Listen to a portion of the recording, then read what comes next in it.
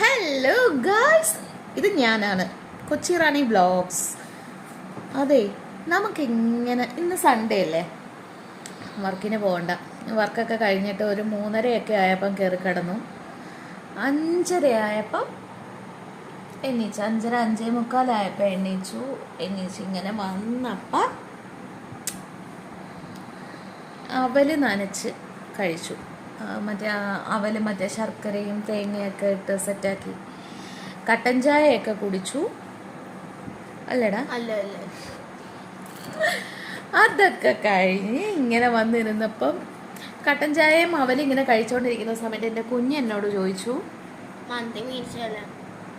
അപ്പം ഞാൻ ഓർത്തു, ശരിയാണല്ലോ, ഒരു മന്തി മേടിച്ച് കഴിച്ചാലോ. എന്നാ ഹാഫ് മന്തി മേടിക്കാം.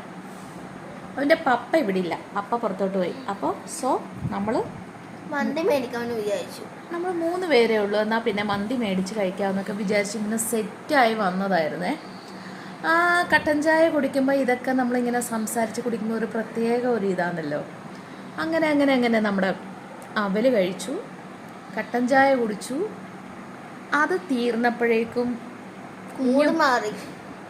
മൂഡ് മാറി. കുഞ്ഞിൻ്റെ മൂഡ് മാറി. എൻ്റെ അല്ല, അമ്മയുടെ മൂഡ് മാറി. ശരി, ആയിക്കോട്ടെ, അമ്മയുടെ മൂഡ് മാറി. അതെന്താ സംഭവം എന്ന് വെച്ചാൽ, നമുക്കിപ്പോൾ ഇച്ചിരി അവലും കട്ടൻ ചായയൊക്കെ ഉള്ളിലോട്ട് പോയില്ല. അപ്പോൾ പിന്നെ നമ്മുടെ വിശപ്പ് ഇച്ചിരി കുറഞ്ഞു. അപ്പോഴേക്ക് നമുക്ക് ആ മന്തിയുടെ ഒരു മൂഡൊക്കെ അങ്ങ് മാറി. മന്തി വേണ്ട,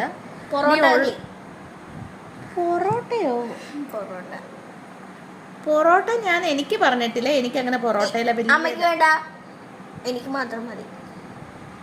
അപ്പം അവന് മാത്രം ഒരു 2 പൊറോട്ട മേടിച്ചു തരാൻ ഇപ്പോഴത്തെ മൂഡിൽ ഞാൻ പറയുന്നുണ്ട്. ഇനി എപ്പം മൂഡ് മാറുമെന്ന് എനിക്ക് അറിയത്തില്ല. അതിന് മുമ്പ് കൊണ്ടുപോകല ഞാൻ.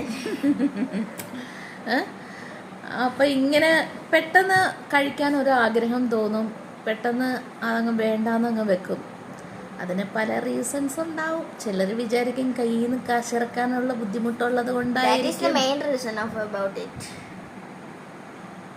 അങ്ങനെയല്ല കേട്ടോ, അയ്യോ, അതെന്താണെന്നറിയോ, വീട്ടിലുള്ള പിള്ളേരെ വീട്ടിലുള്ള അവസ്ഥ അറിഞ്ഞ് വളരണം. മാസ അവസാനമാണ്, എല്ലാവരുടെ കയ്യിലും കാശുണ്ടാകുന്നില്ല. അതെ, ആണ്.